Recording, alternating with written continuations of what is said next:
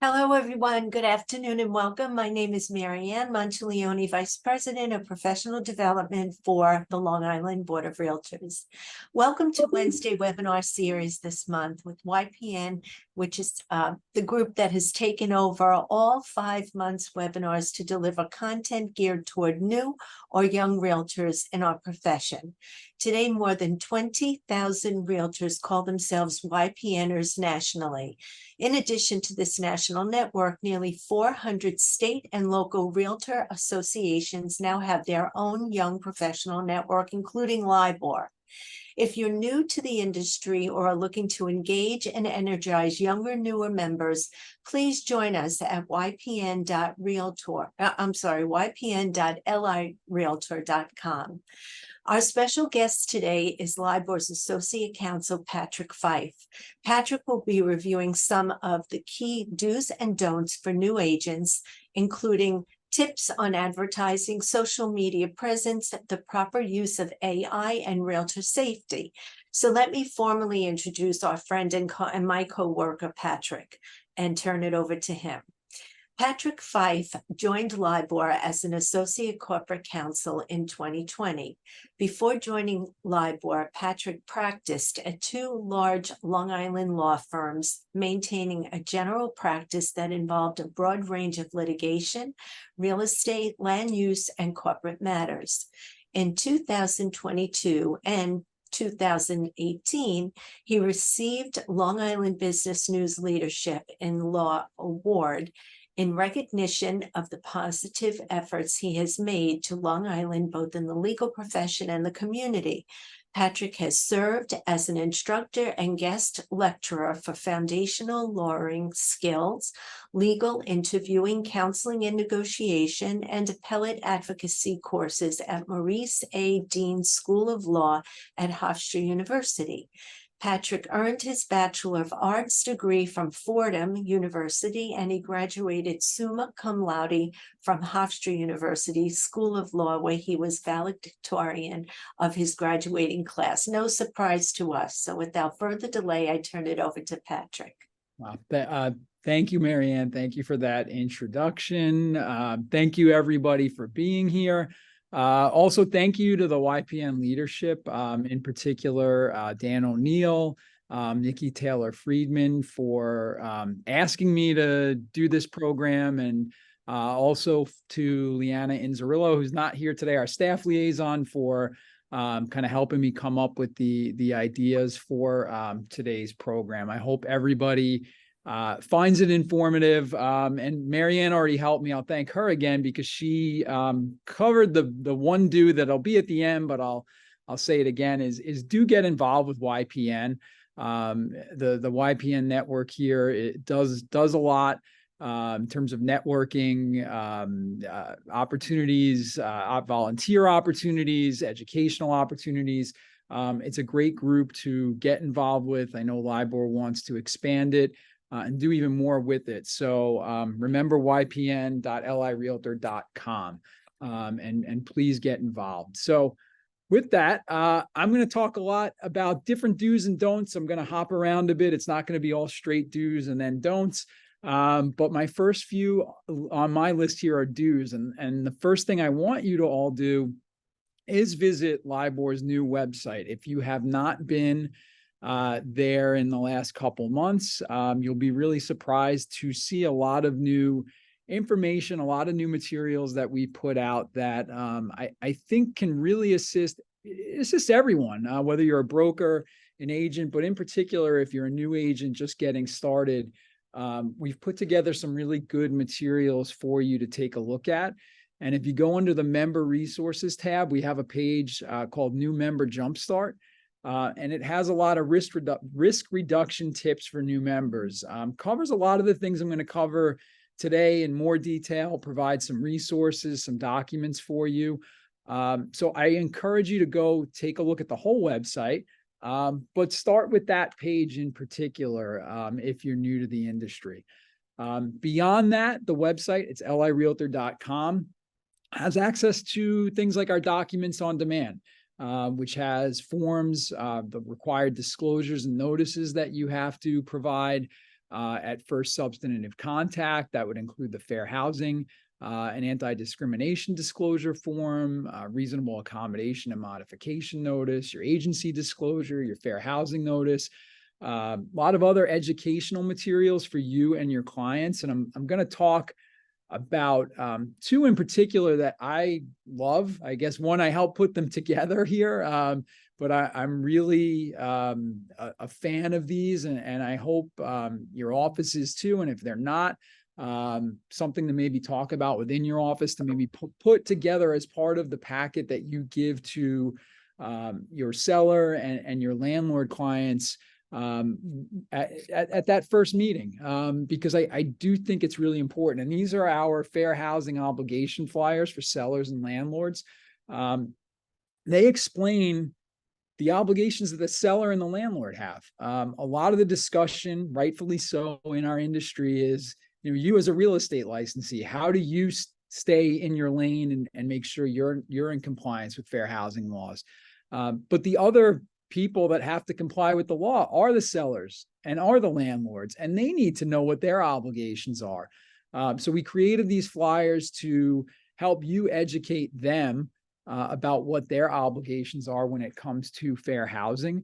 And I think not only does it help them, but it helps you too. It helps you have that conversation with your landlords, with your sellers about fair housing.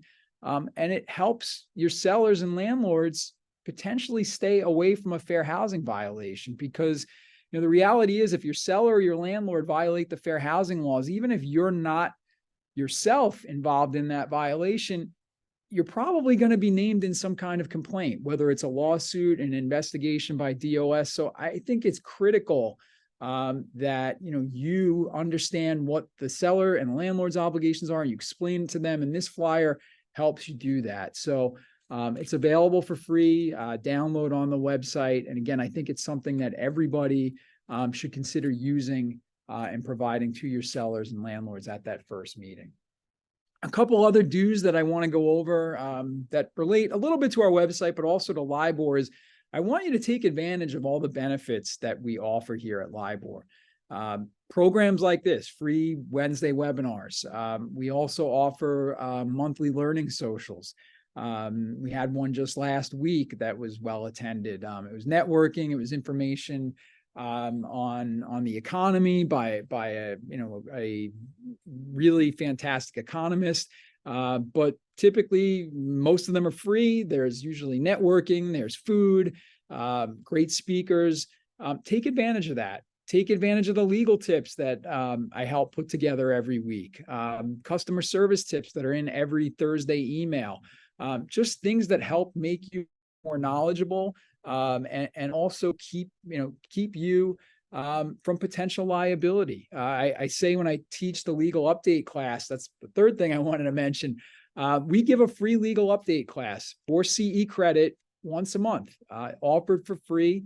NYSAR does the same thing if you can't catch the class here, but take that class twice a year. That's 2 free hours of CE right there. And it's also something that will help you stay updated on the law. When I do teach that class, I tell people the law changes all the time. You've all decided to work in a highly regulated industry, in a very highly regulated state. So you need to be on top of changes in the law, especially if you're somebody new to the industry. And we try to provide you the resources here to help you with that, because to try to do it on your own is nearly impossible. So take that free legal update class, follow the legal tips every week. A couple other things I think that everybody should, especially if you're new, take advantage of: committee opportunities. Consider joining a LIBOR committee.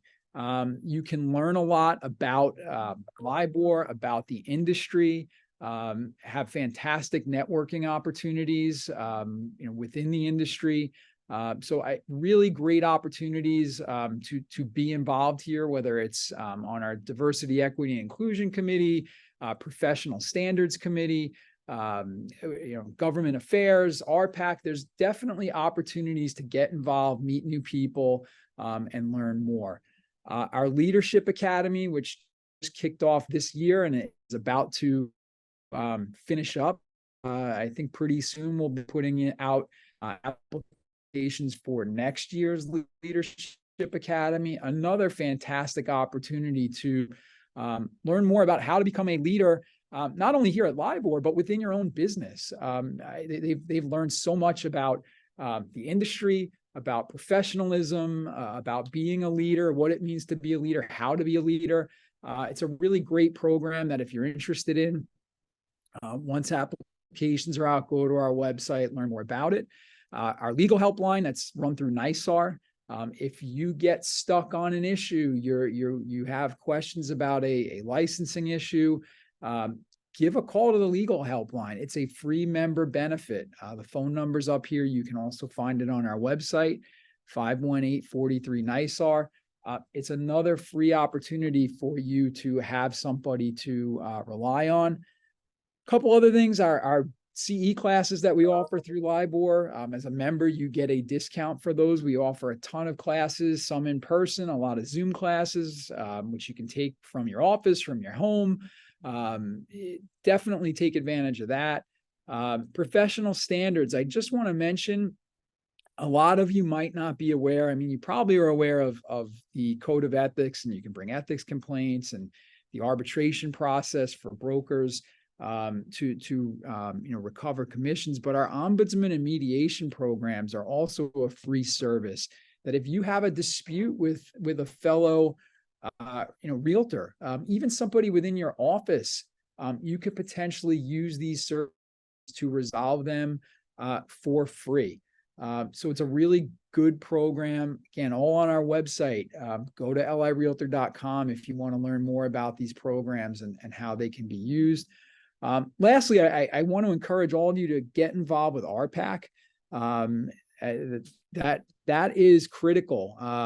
RPAC dollars that get donated to RPAC go to giving our industry a voice on realtor-specific issues. You can't imagine the amount of legislation that is proposed that in particular state level that is focused on our industry and that might make business tough for you, but that never anywhere because of the efforts of RPAC and the money that we raise and the lobbying that we can do on behalf of the industry. So I want to encourage all of you, consider donating to RPAC, but also getting involved with RPAC. It's really an opportunity and a benefit that you should take advantage of. And how do you find out about all this stuff, right? LIBOR puts out a lot of great information, a lot of great programs. Definitely sign up for our weekly newsletter. If you haven't, go to the website and you can sign up for it. We also have a text alert service. You just have to text the word LIBOR to 313131, and you can get the information as a text message. I know some of you would probably prefer that. You may have unsubscribed from our emails because you feel like you get too many emails, not necessarily from us. Try to be pretty good about that, but please try to find a way to get the information from us. It's there. We want you to have it, and we offer you a variety of ways to get to it. So now I want to just talk about a couple of specific subjects that I think are very important for all of you, do's and don'ts, especially being new to the industry. And the hot topic right now, I think, in our industry is the use of AI, which is artificial intelligence. And I want to say do. A do is consider using AI in your real estate business. I absolutely want you to use it. I think there's advantages to it. It can save you time. It can save you money. It can make you look more professional. It can allow you to do a lot more. So definitely a do for me is yes, consider using AI in your real estate business. But I have a but. Don't forget to use AI carefully and consider its risks. There's a proper way to use it and to get the benefits that it offers. So first, a couple of you might say, I think with this group, probably not, but a couple of you might be saying, well, what's AI and how can it be used? Well, I said AI, artificial intelligence, and I'm going to focus more on the chat type and in particular, the one that most people know, ChatGPT.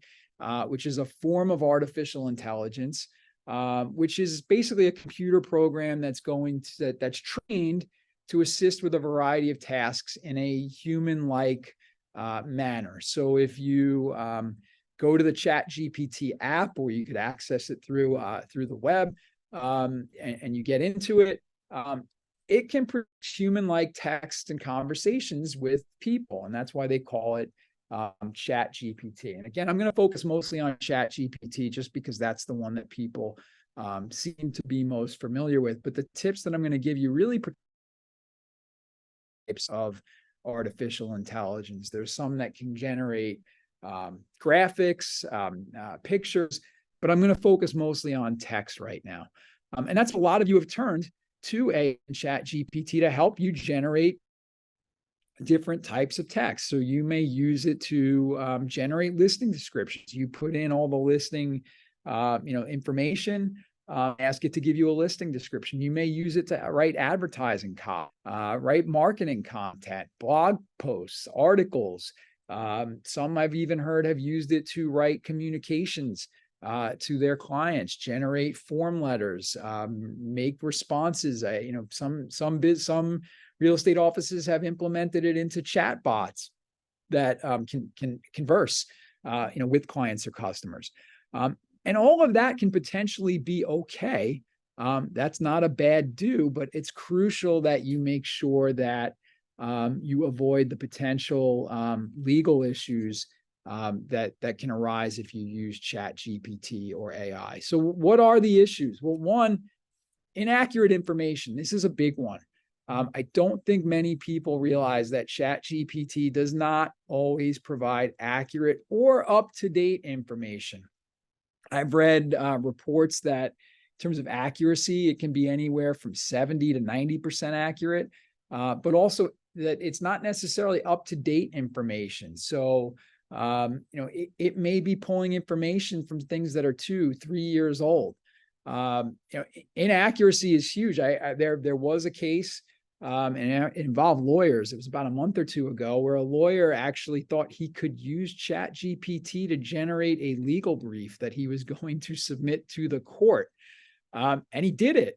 Well, it turned out that the cases that were cited to in that brief were pulled from they were made up. They weren't real. ChatGPT couldn't distinguish between what a real case was and what I'll call it a fake case, but a case that was created for the purpose of some demonstration, and it started mixing the two together.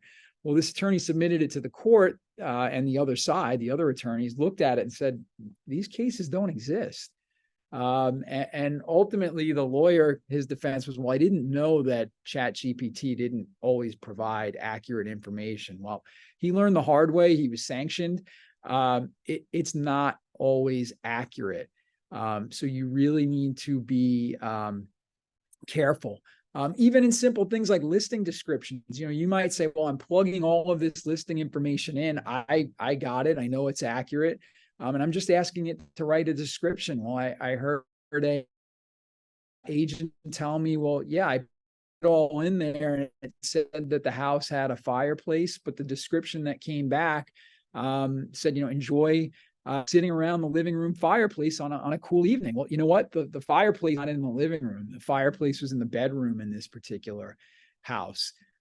So you have to be careful that you're checking what you get for accuracy.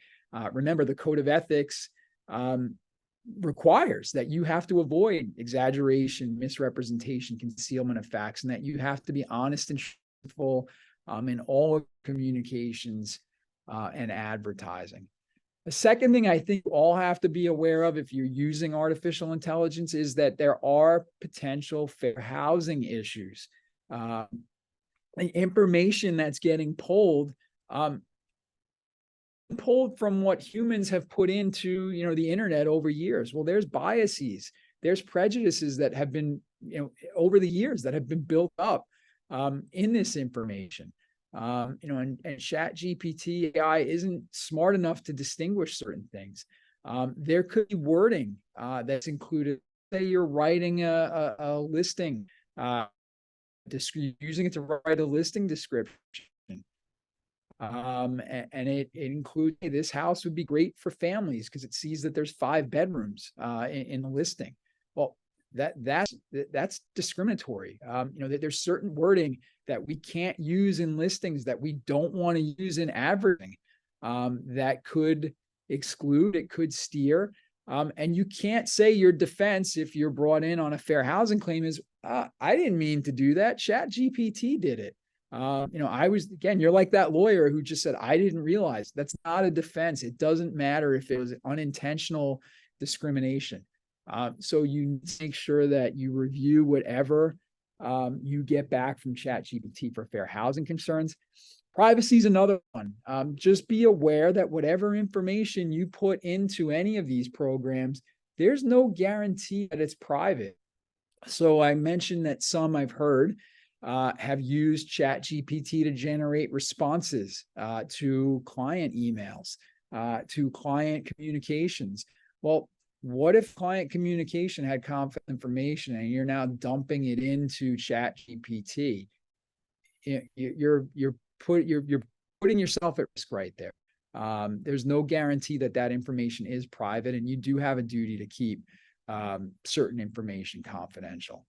Lastly, copyright. If you're going to use ChatGPT to generate work, let's say an article or a blog post, it's not clear if you own the copyright to that, and you have to be aware that those articles can potentially be copied by somebody else. And it's also not clear if the information you're getting back potentially is copyrighted by someone else. I mean, again, it's you just have to be extremely careful when it comes to using ChatGPT. So that's what I want you to do. Do be careful.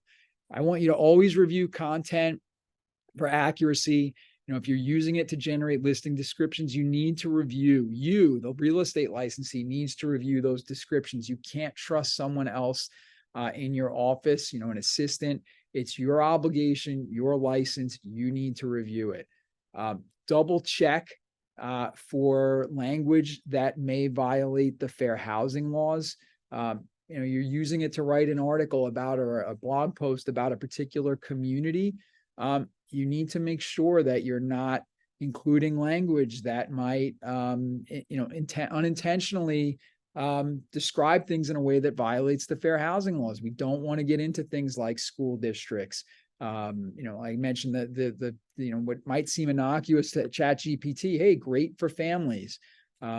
Certainly, you've got to check the language, make sure that you're not going into anything that potentially raises fair housing concerns. So really what I want you to remember is AI should be a starting point. It should not be the entire process. I heard somebody say, think of it as, that great intern that you just hired to work for you that just got out of high school or maybe even out of college, but that doesn't really know what they're doing. Would you entrust that person to just blindly write communications to your clients, blindly write social media posts for you, blindly write articles, blindly write listing descriptions? No, you wouldn't do that. But that's what you have to think ChatGPT or artificial intelligence is. Double check, triple check whatever you put out there. You will still save a lot of time. You'll still save a lot of money. You'll still look really professional, but just make sure that you're using it carefully. All right, so enough with ChatGPT. I want you all to take advantage of the opportunity to advertise yourself. Definitely advertise, but I don't want you to advertise in ways that violate the law or put you at risk. So you're seeing a theme here. Do certain things, but do them carefully. So how do you do that? How do you not put yourself at risk? Well, I want you to follow the Department of State guidance on advertising. Department of State puts out 2 documents. They're available on that new member jumpstart. They're really simple. They're really easy to follow. There's an advertising checklist and another document called Advertising for Real Estate Licensees. They're like 2 pages, 3 pages each. Very simple to follow. And they kind of give you the guidance on all of the ins and outs of how to properly advertise. And why is it important? Well, one, you want to make sure you're doing it the right way. Too, advertising, you're trying to get to reach as many people, right? You're putting it out to the public. Who's in the public? Department of State.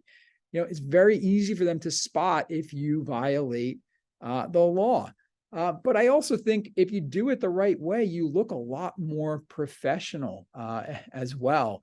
So there's an added benefit there too. So go to that new member jumpstart page. We give you guidance on everything, even how to make your business cards the correct way. Believe it or not, some of you might not even know this. There are specific rules that you need for business cards. I'm not going to get into them all now, but they're right on the new member jumpstart. Just go there, check it out. Advertising includes social media. So a big do for me is follow the advertising regulations on social media. I've had people challenge me on this in the classes I've taught, and they tell me, Patrick, you know what you're talking about. My Instagram page is mine. My Facebook page is mine. I put all the stuff on there about me, myself, my life, my vacation, my kids, my grandkids, my pets, my food, whatever it is. That's what I use it for. It doesn't belong to my broker. And then I say, well, I looked at your page and I see that you also mentioned on Saturday, you have this great open house coming up. And last Tuesday, you told us all about this brand new listing that you have. And everybody should check it out. And I said, the minute you've done that and you brought in discussion about your real estate activity onto your social media page, that page is now an advertising page. So you have to treat that the same way as any other internet advertising. It's really no different than your company website at that point. So if you're advertising on social media, it's a great idea. I think it's really good. It's free. You get word out to a lot of people. But a couple things to remember. Advertising on any website, if you're an agent, requires your broker's authorization. So make sure that your broker is okay with you advertising on social media, that they know you're doing it. And then you want to make every attempt to comply with the advertising regulations. So you look at that advertising checklist and you say, you know what? I need to properly identify myself. What's your job? What's your title? I'm a real estate salesperson or a licensed real estate salesperson. That's what you're required to identify yourself as. You are not a licensed realtor, a real estate agent. That's not what your license says. You are required when you advertise to identify your proper license. You need to identify who your broker is, identify your broker's address or office phone number. Follow the checklist that's there when it comes to your social media page. And it's not that hard to do. I've had some people push back, oh, this is going to be so hard. It's really not. I've seen a number of pages where they very easy to just change. It's changing your about, it's just changing your description. Just make sure that you have the proper titles. Again, it's legally required. So if you're ever subject to an audit by Department of State, they can hit you for fines for not having that. But it also, again, it just makes you look more professional as well. The other thing I want to cover when it comes to, sorry about that. I want to make sure you post the required links on your website, and that includes social media. If you're advertising on social media, you need to have a link to the New York State Fair Housing Notice. You should also have links to your broker's website, which needs to have the broker standard operating procedures and the reasonable accommodation and modification notice that has to be provided to all prospective tenants. All three of these things, you should have a link to one, the New York State Fair Housing Notice, and then your broker's website, which needs to have a link for all three of these things.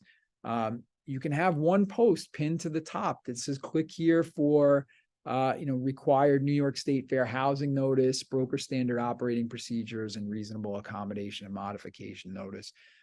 It doesn't have to be difficult. Again, I've seen many people do this, good examples of it. You also have to be clear and conspicuous. So whether it's your company's website, I know some of you might have, your own page on your company's website or your own separate page that's links back to your company website. You have to have links to all of these things in a clear and conspicuous place. It shouldn't be difficult for a consumer to find this. And this is something, again, I've seen Department of State starting to review and starting to fine people if they don't have it. Department of State issues consent regularly where they're fining agents and brokers $500,000 for not having these things, because it's just so simple and so easy to do, and it's required by the law. One other thing about social media, I want to tell everybody, don't make negative or unlawful comments on social media. I think it's good business practice. It will reduce your risk, and also there are some legal concerns about what you say on social media. So don't make defamatory, discriminatory, derogatory statements about others. All of that can put you at risk for a lawsuit, for a claim. Also, it's bad business. You shouldn't be focusing your comments about others. You should focus on the positive aspects of your business. That's what's going to get you more business. That's what's going to make you look professional. Also, be aware of Article 15 of the Code of Ethics. Realtors are prohibited from making false or misleading statements about other real estate professionals in relation to transactions or business practices. It's just bad business. It's a huge risk if you're going to go on social media and talk about, I just had a deal with so-and-so or this particular agent, and you're not going to believe what they did. Who cares? Is that going to get you more business? No, it's only going to put you at risk. Talk about all of the sales you just made. Talk about all of the people that you've made happy. That's what's going to get you more business, and that's never going to get you in trouble. Last point on this one, and I talked about unlawful comments, and a couple of you might scratch your head. There are antitrust risks if you make certain comments on social media.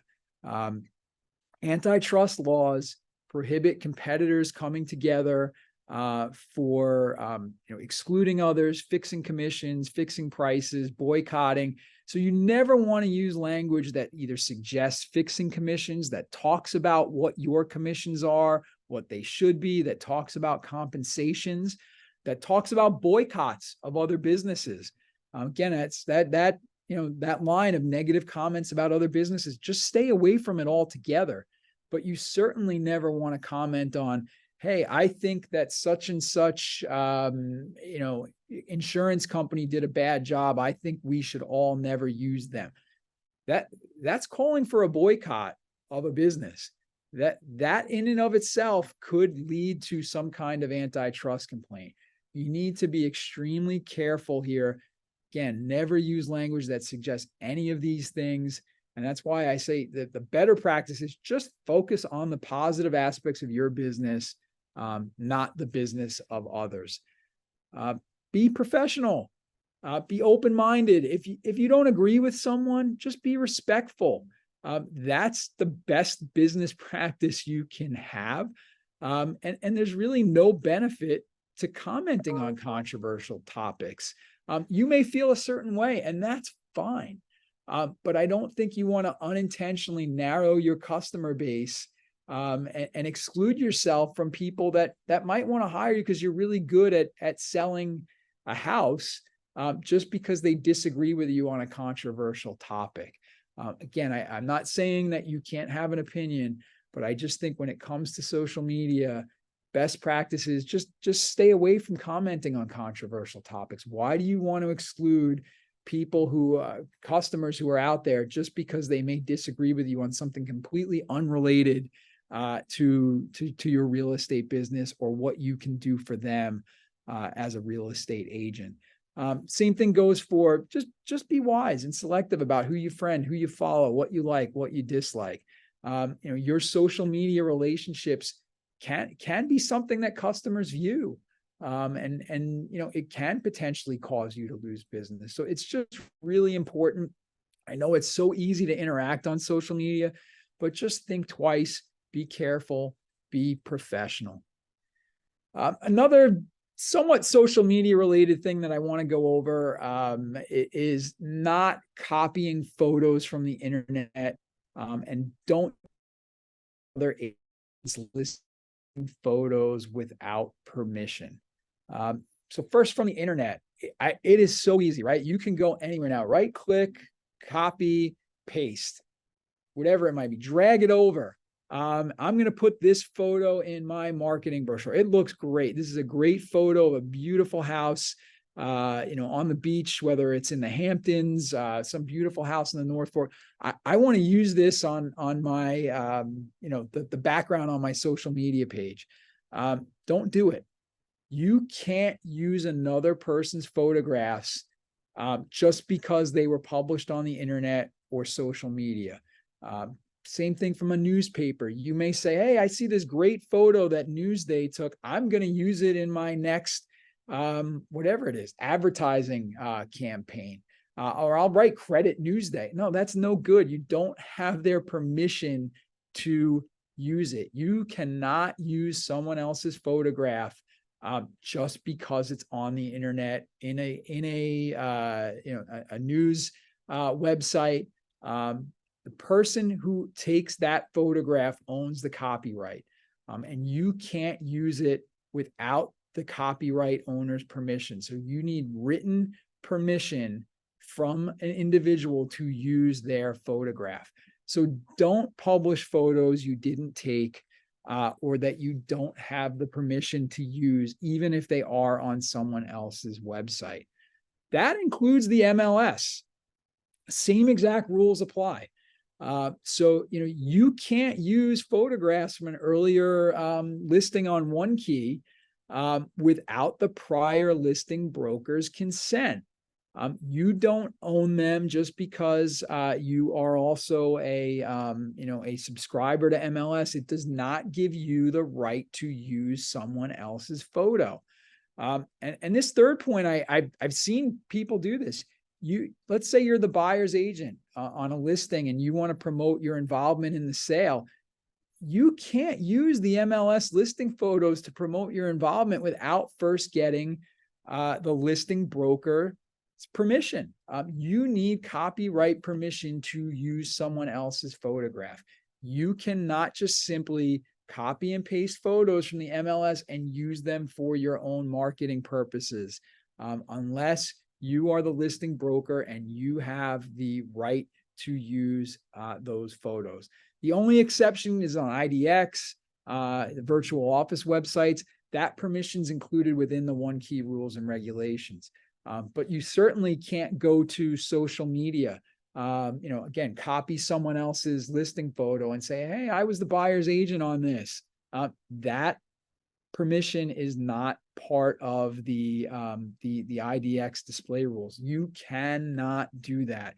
So I want you to all be aware. I mean, we've seen complaints about it. There have been ethics complaints on that particular issue. So please, please, please be careful. There are risks. I mentioned ethics complaints. Article 12 at the bottom here, Code of Ethics. It says realtors have to present a true picture in your advertising, and Standard of Practice 1210 is included within that. And that includes not presenting content developed by others. And that includes MLS listing photos. But beyond just Code of Ethics, there are other risks associated with using those photos. You can get significant liability for damages under the copyright law.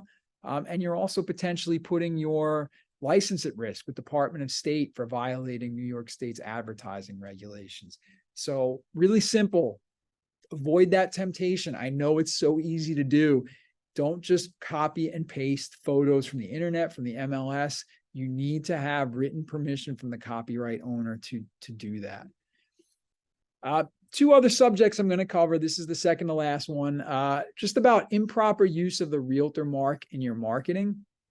That realtor mark belongs to the National Association of Realtors. And they give each one of our members, which you're a member if you're a member of LIBOR, a very limited right to use.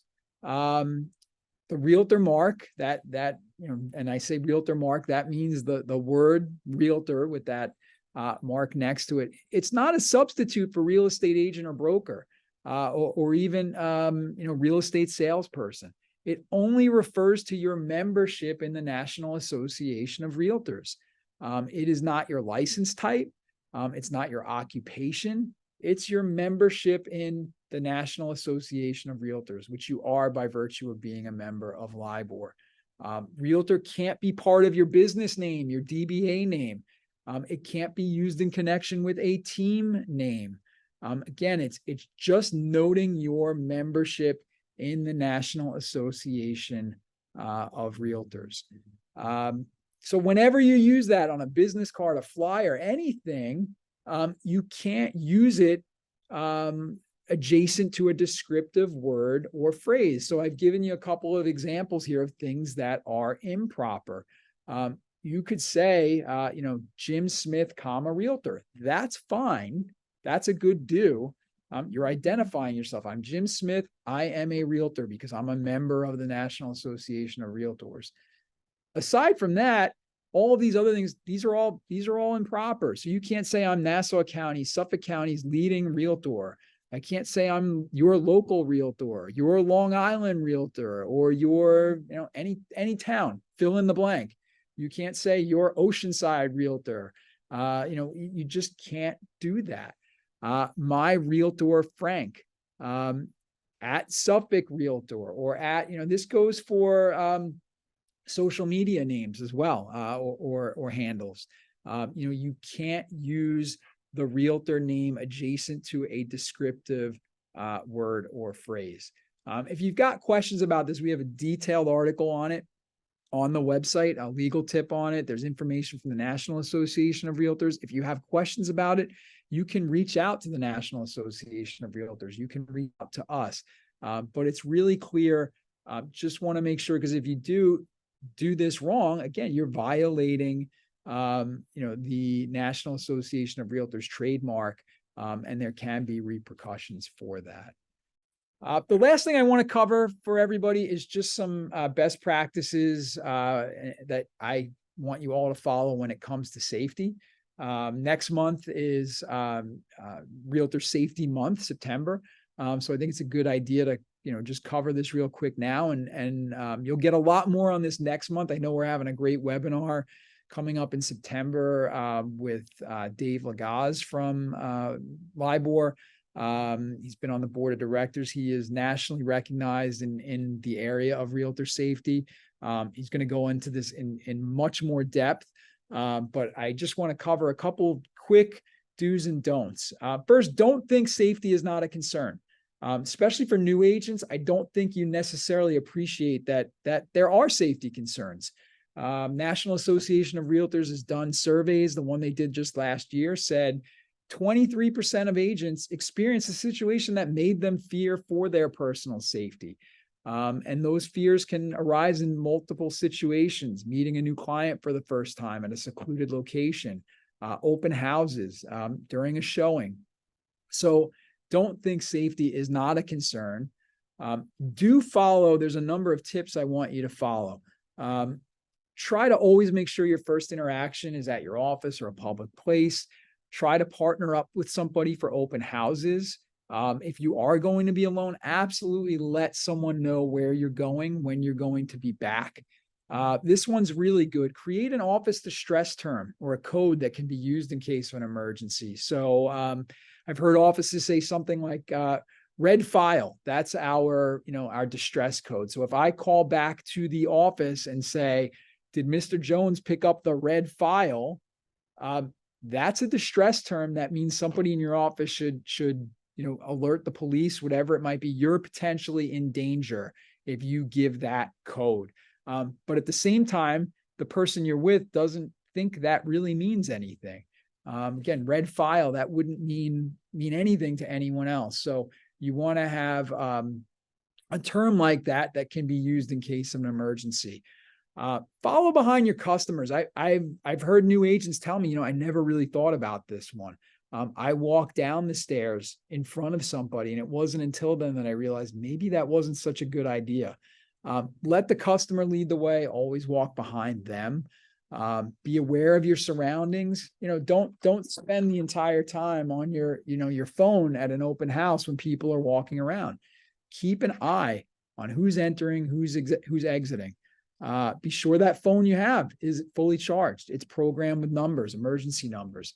And a couple don'ts. Don't be too public. Don't be too friendly. Share information that might put you at risk.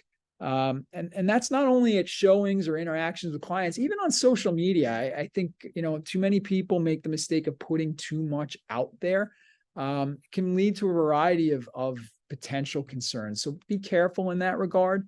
Don't park in an area where you might get blocked in, like a driveway. Park on the street.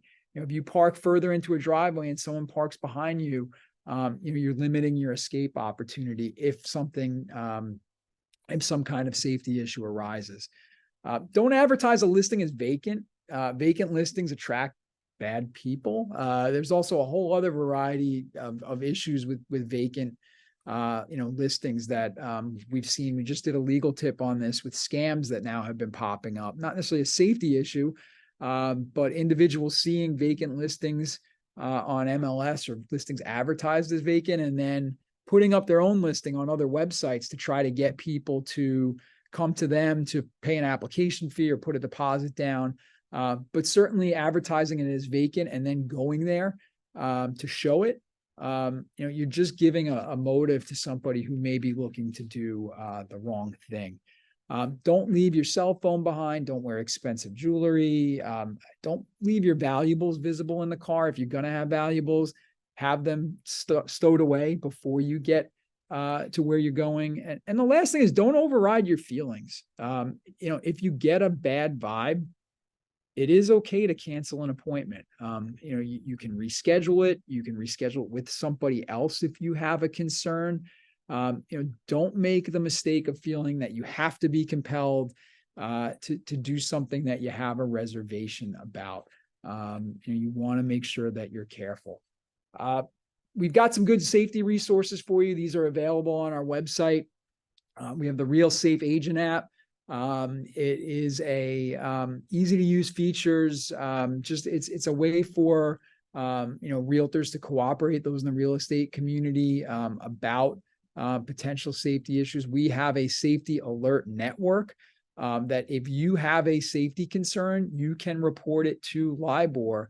And if it's deemed, to be a credible safety issue, we can alert all of our members. So, we have I think a duty and obligation to work together as a community. And we've put these tools out there to help you do that. So my last slide is the final list of do's and don'ts for you that I think are the most important. One, don't ever accept illegal instructions from a client. Whether it's a fair housing issue, somebody tells you, I want to put this listing out that says, no rental listing. I don't want anybody who gets housing choice vouchers or Section 8. I don't want you to present that. Well, that violates the lawful source of income laws. And you need to push back and say, I'm sorry, I can't do that. That's illegal. And if they tell you, hey, you work for me, you're going to do what I say, you know what you tell them? No, I'm sorry. I don't work for you anymore. I'm terminating this relationship.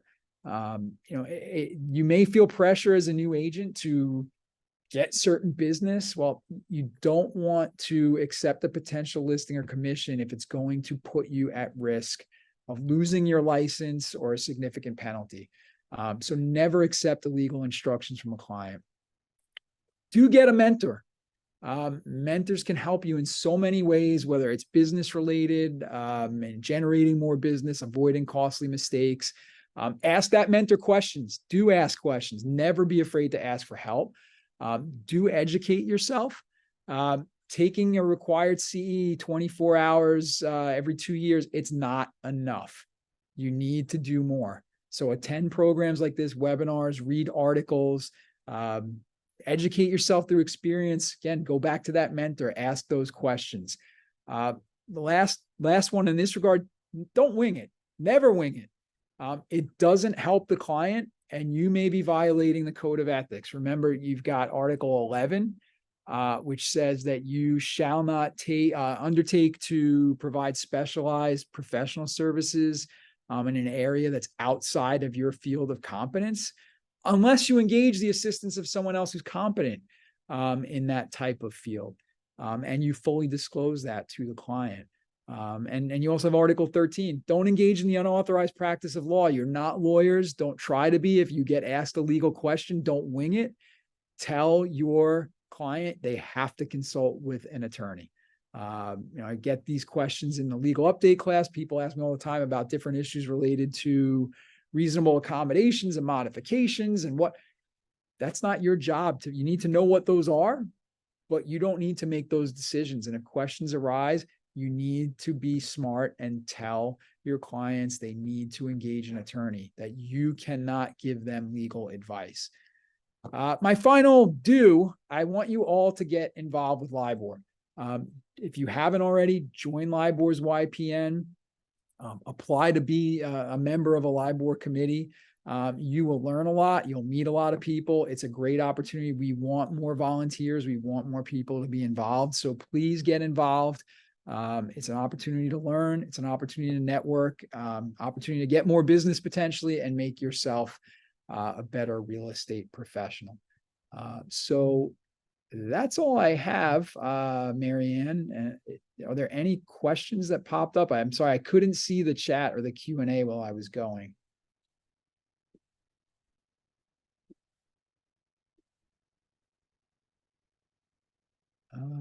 Let me see.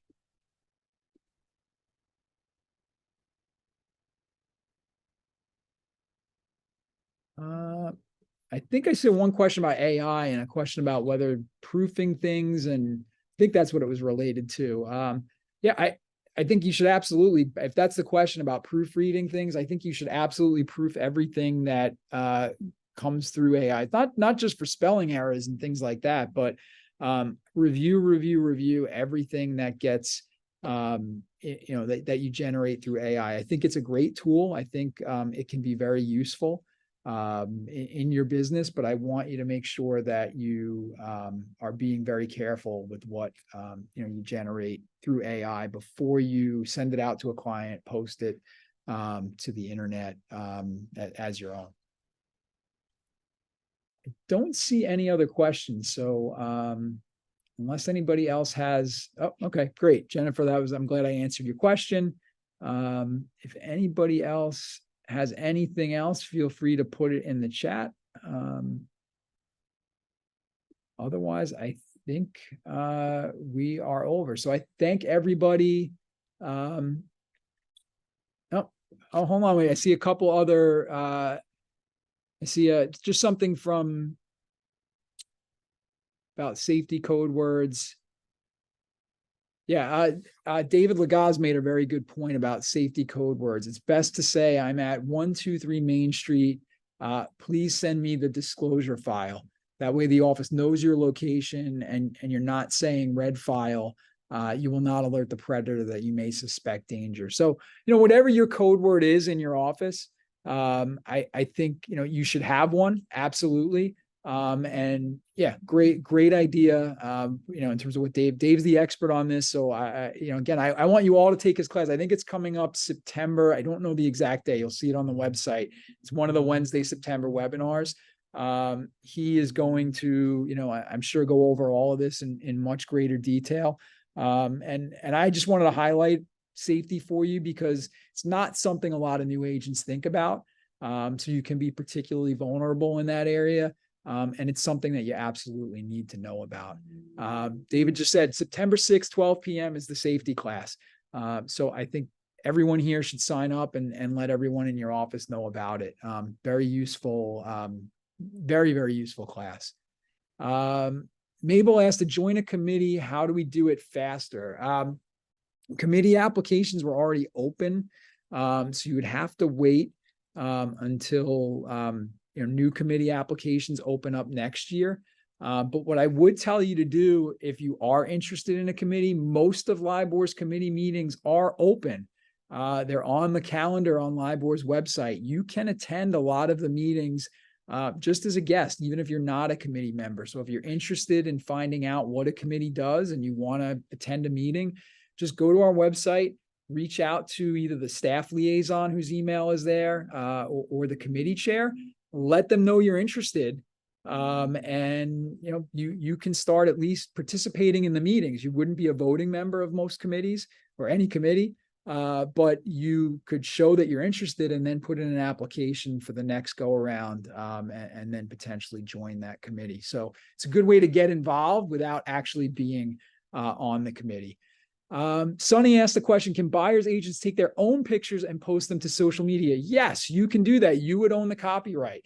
And that's what you should do. If you're the buyer's agent and you want to promote your involvement in that sale, hey, great, take a selfie in front of that house, or take your own great photo and promote it. But what you should never be doing is just copying that listing photo and superimposing yourself on it, or even putting it up and saying, hey, I was involved in this sale. You don't own the copyright to that. You can't do it.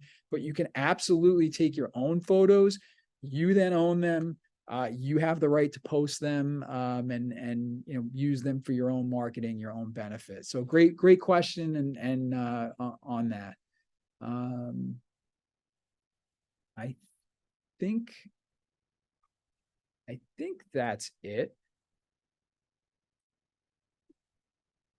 No, somebody asked a question about whether they could say Mike space realtor. That would be acceptable, because you're just then in that instance at Mike with your name, or at Mike Jones realtor. You're noting your membership as a realtor. You can't say Oceanside Mike realtor. That would be problematic. But if you're just saying your name, in connection with the trade name realtor, that the trademark realtor, that is okay. Again, all that I think I've put, there's probably about 50 examples that we put in the article that we've done on the website. So if you've got questions about how to do it properly, and there are a lot of people doing it improperly, and some of them have, and they probably will get letters from either LIBOR or NAR, because that trademark has to be enforced.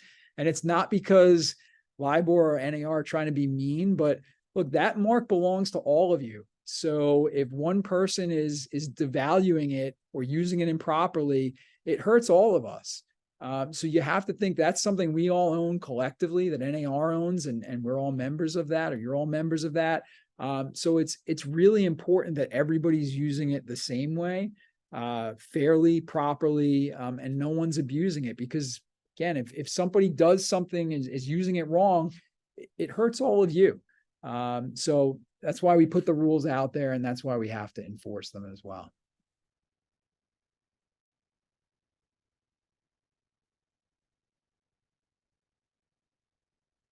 All right, I think that covers it. We're at the end of the hour. Again, thank you, everybody. I hope you found this informative. We'll put a recording of this up on the website as well for anybody that missed it. If anybody in your office you think would find it useful, certainly share it with them.